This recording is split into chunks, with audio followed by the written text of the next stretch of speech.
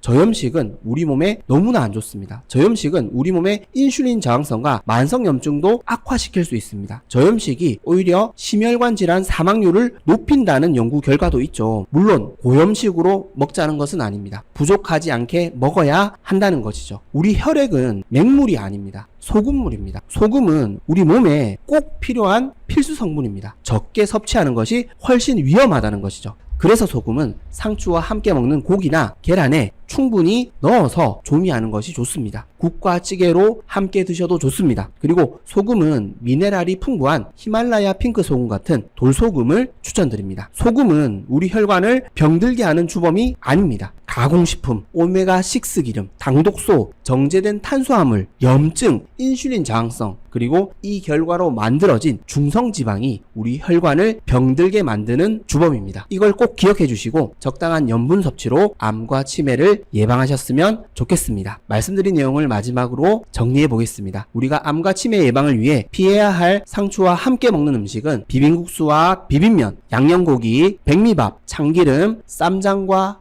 초장이었습니다. 그리고 우리가 상추를 보약으로 먹는 방법은 한 끼마다 상추 5장 먹기, 고기, 계란, 들기름과 함께 먹기, 다른 필수 쌈채소와 함께 먹기, 싱싱하게 먹기, 저염식으로 먹지 않기였습니다. 암과 치매는 피할 수 없는 숙명의 질병이 아닙니다. 우리의 노력으로, 우리의 선택으로 충분히 예방할 수 있는 질병입니다. 이런 노력과 좋은 선택이 매일매일 쌓여 나간다면 암과 치매는 우리 인생에 얼씬거리지 못할 것입니다. 절대 포기하지 마시고 오늘 하루를 건강한 선택으로 채워나가시는 저와 우리 구독자님들 그리고 시청자님들 되셨으면 좋겠습니다. 지금까지 건강해지는 선택 선자리였습니다. 도움이 되셨다면 구독과 좋아요 꼭 부탁드리겠습니다. 그리고 혹여 도움이 되실 만한 가족과 지인분들에게 영상을 공유해 주시면 감사하겠습니다. 그리고 항상 건강하시고 행복하시길 기도하겠습니다. 감사합니다. 건강해지는 선택 선잘.